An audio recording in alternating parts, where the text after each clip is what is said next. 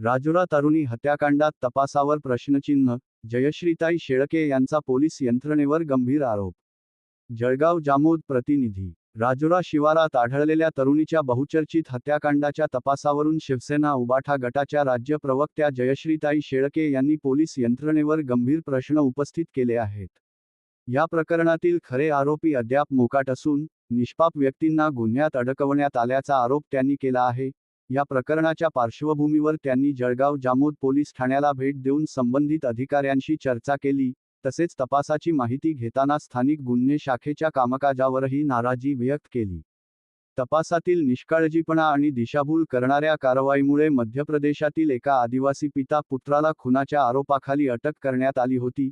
मात्र जिचा मृत्यू झाल्याचा दावा करण्यात आला होता ती तरुणी जिवंत आढळून आल्याने तपासातील गंभीर त्रुटी उघड झाल्या.